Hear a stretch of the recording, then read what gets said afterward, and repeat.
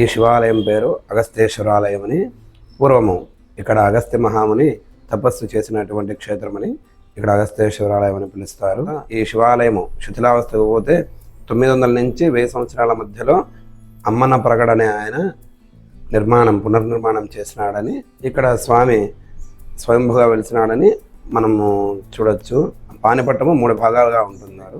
ఇంకోటి స్వామి, శివుడికి జటాజుటం ఉంది లింగం మీద అంటారు. ఇలాంటి శివలింగాలు మన కడప జిల్లాలో 10 ఉన్నాయంట. ఒకటి చూడొచ్చు, ఇక్కడ స్వామివారికి తల భాగాన కుప్పు వచ్చినట్టు ఇవన్నీ జడల మాదిరి అచ్చులు చూడండి ఒరిగినట్టు ఉంటారు. ఇక్కడ చూడండి, ఇది గుడ్డలు వేటంట. ఓకే స్వామి. ఈ 3 నామాలు కనిపిస్తాయి చూడండి, విభూతి పుండ్రాల మాదిరి త్రిమూర్తులకు.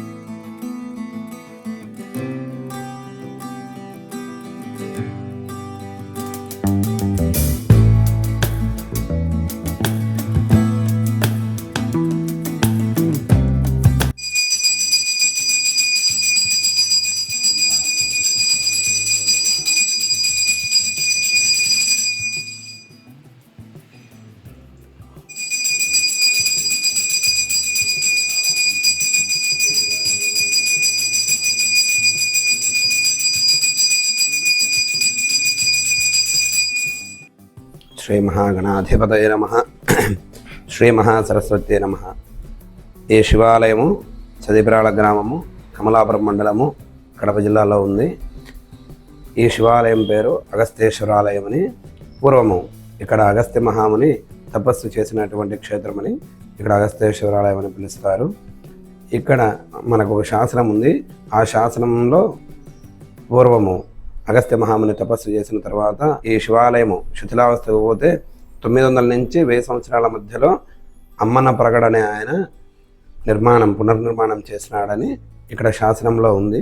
మనం అది చూడొచ్చు. ఆ శాసనంలో ఇక్కడ స్వామి స్వయంభుగా వెలిసినాడని మనము చూడొచ్చు. పానిపట్టము 3 భాగాలుగా ఉంటుంది. అందుకు పూర్వము శివాలయం ప్రతిష్ఠ చేయాలంటే, శివుడి ప్రతిష్ఠ చేయాలంటే యంత్ర ప్రతిష్ఠ చేసిన తర్వాత స్వామి వారి శివలింగం ప్రతిష్ఠ చేస్తారు. పానిపట్టము 3 భాగాలుగా ఉంది కాబట్టి స్వామి స్వయంభుగా వెలిసినాడు, తర్వాత పానిపట్టం ఏర్పాటు చేసినారని మనం అనుకోవచ్చు. అలాగే ఇక్కడ క్షేత్రపాలకులు వచ్చి కాలభైరవుడు, అలాగే సుబ్రహ్మణ్య స్వామి లేడు.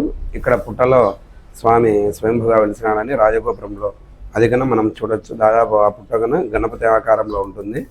300 నుంచి 350 సంవత్సరాల నుంచి ఆ పుట్ట అక్కడ ఉందని మా పెద్దవాళ్ళు చెప్తా ఉంటారు. ఇంకోటి స్వామి, శివుడికి జటాజుటం ఉంది లింగం మీద అంటారు. ఇలాంటి శివలింగాలు మన కడప జిల్లాలో 10 ఉన్నాయంట.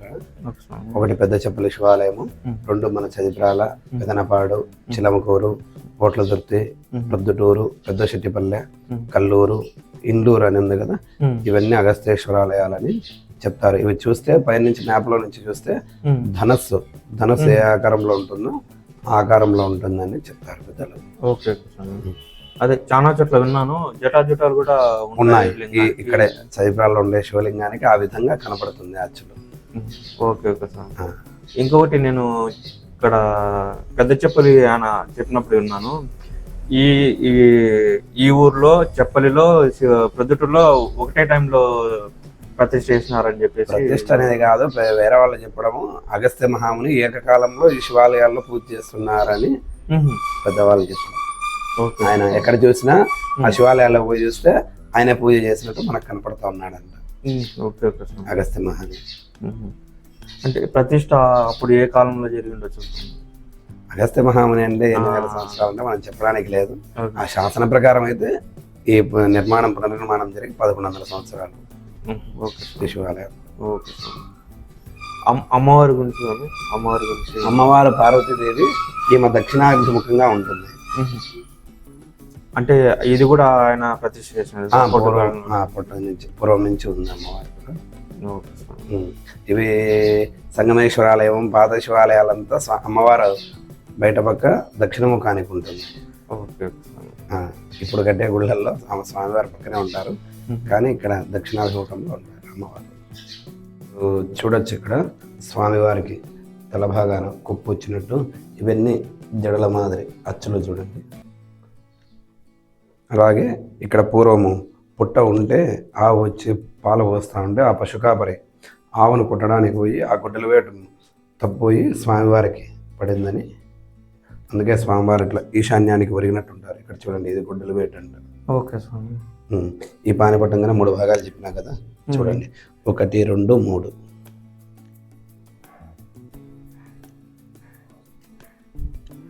ఓకే స్వామి. మళ్ళీ ఇక్కడ 3 నామాలు కనిపిస్తాయి చూడండి, విభూతి పుండ్రాల మాదిరి త్రిమూర్తులకు.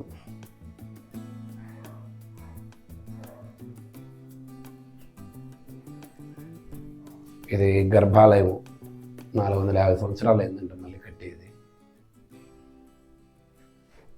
ఈ విధంగా ఇప్పుడు లేదు ఎక్కడ చూసాను.